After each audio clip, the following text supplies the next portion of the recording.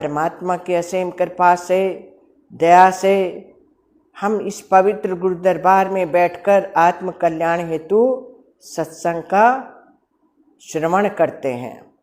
और ये सत्संग हमें श्री गुरु महाराज जी की असीम कृपा से मिल रहा है।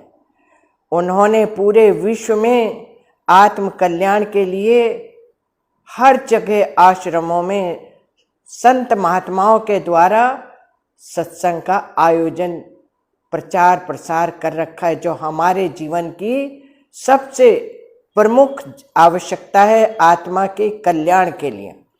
कुछ तो समय निकाल हरि गुण गाने के लिए। इसलिए हम समय के महान पुरुष आत्म तत्ववेता श्री सद्गुरु सतपाल जी महाराज के इस जन्म में हम कैसे ऋणी हैं, उनके हम इस ऋण को कैसे चुकाएं, इसके लिए हमें अपने मन में हमेशा ध्यान करना चाहिए। जिस बात को वो सत्संग में हम सुनते हैं परमात्मा की प्राप्ति के लिए, उस परमात्मा की प्राप्ति के लिए तन मन से चेष्टा करनी चाहिए, क्योंकि ये मन बड़ा विचित्र है।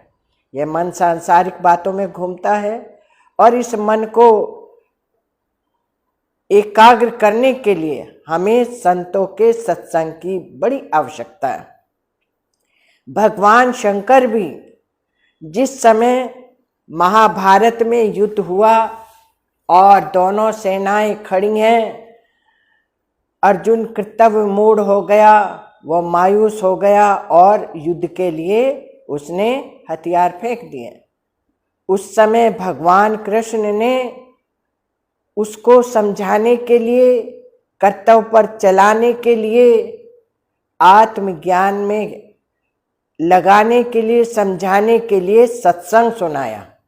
और वो ऐसा समय था कि जिस समय प्रभु सत्संग सुना रहे हैं, सारे देवी देवता, ऋषि मुनि, ज्ञानी ध्यानी और भगवान शंकर भी उस सत्संग को सुन रहे हैं।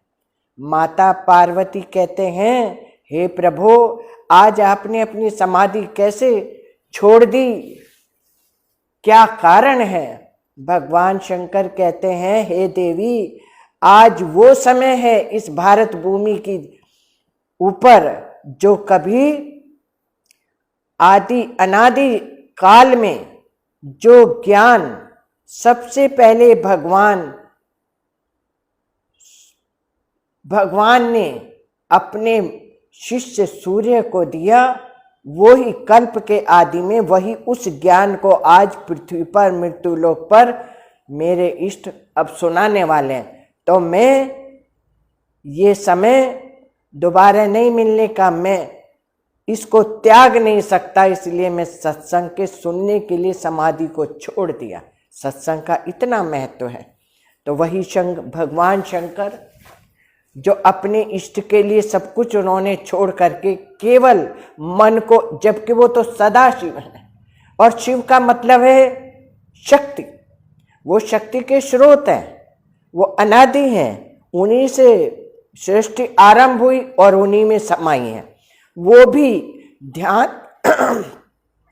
ध्यान करते हैं। अगर शिव से वो शक्ति शब्द हटा दिया जाए तो शैव रह जाएगा, फिर कुछ नहीं है।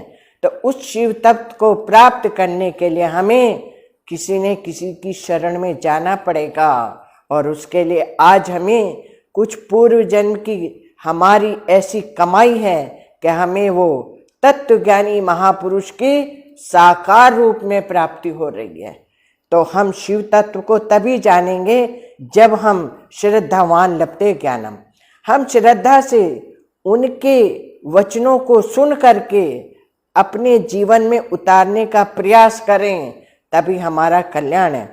महाशिवरात्रि देखो, इस फागुन महीने में भगवान शंकर की महाशिवरात्रि शिव 14 कृष्ण पक्ष की 14 को मनाई जाती है, चतुर्दशी को 14 को।